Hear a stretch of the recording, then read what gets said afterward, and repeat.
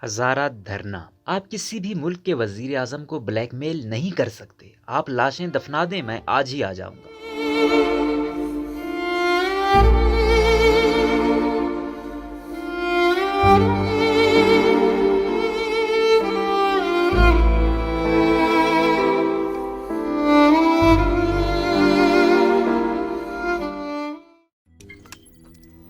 روزنامہ قدرت کی ویڈیو دیکھنے کے لیے ابھی یوٹیوب چینل پر سبسکرائب کریں اور بیل آئیکن پر بھی کلک کریں۔ پاکستان کے وزیر اعظم عمران خان نے کہا ہے کہ اگر ہزارہ برادری مچھ میں قتل ہونے والے اپنے 11 افراد کی تدفین کر دیں تو وہ آج ہی کوئٹہ جائیں گے، مگر بلیک میلنگ میں نہیں آئیں گے۔ اسلام آباد میں اسپیشل ٹیکنالوجی زونز اتھارٹی کے قیام کی تقریب سے خطاب کرتے ہوئے انہوں نے کہا کہ مچھ واقعے کے بعد انہوں نے فوراً وزیر داخلہ کو اور پھر 2 وفاقی وزراء کو یہ بتانے کے لیے لواحقین کے پاس کوئٹہ بھیجا کہ حکومت پوری طرح ان کے ساتھ کھڑی ہے۔ وزیر اعظم عمران خان کا کہنا تھا، میں نے انہیں یقین دلایا کہ ہم لواحقین کا پوری طرح خیال رکھیں گے کیونکہ ان کے کمانے والے ہلاک ہوئے ہیں اور انہیں معاوضہ دیں گے۔ انہوں نے کہا کہ کل تک حکومت لواحقین کے سارے مطالبات مان چکی ہے، اب ان کا مطالبہ ہے کہ وزیر اعظم آئیں اور دفنائیں گے۔ انہوں نے کہا، ہم نے انہیں یہ پیغام پہنچایا ہے کہ جب آپ کے سارے مطالبات مان لیے ہیں تو یہ مطالبہ کرنا کہ ہم وزیر اعظم کے آنے تک نہیں دفنائیں گے، تو کسی بھی ملک کے وزیر اعظم کو اس طرح بلیک میل نہیں کرتے۔ انہوں نے کہا کہ اس طرح ہوا تو کل کو ہر کوئی ملک کے وزیر اعظم کو بلیک میل کرے گا، جس میں ان کے مطابق سب سے پہلے ملک کی اپوزیشن جماعتیں ہوں گی۔ میں نے انہیں کہا ہے کہ جیسے ہی آپ انہیں دفنائیں گے تو میں کوئٹہ آؤں گا اور لواحقین سے ملوں گا۔ آج اس پلیٹ فارم سے دوبارہ کہہ رہا ہوں کہ اگر آپ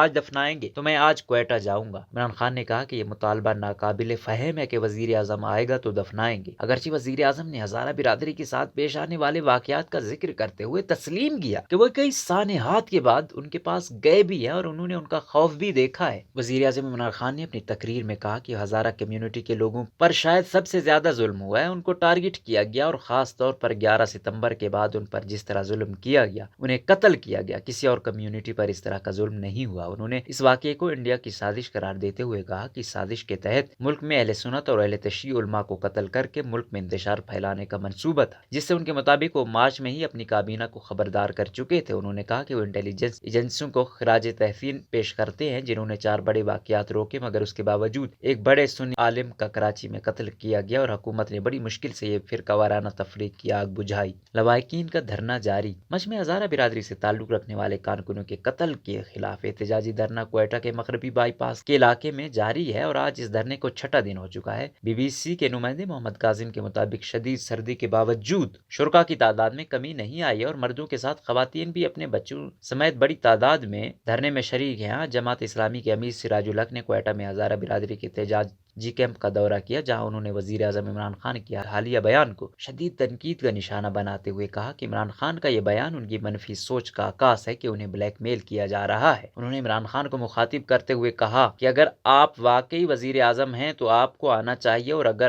آپ نہیں ہیں تو آپ سے کوئی گلہ نہیں ہے۔ سراج الحق نے کہا کہ جتنی دیر تک عمران خان نہیں آئیں گے تب تک ان لاشوں کو نہ دفنانے کی وجہ لواحقین نہیں بلکہ وزیر اعظم کی انانیت اور غرور ہے۔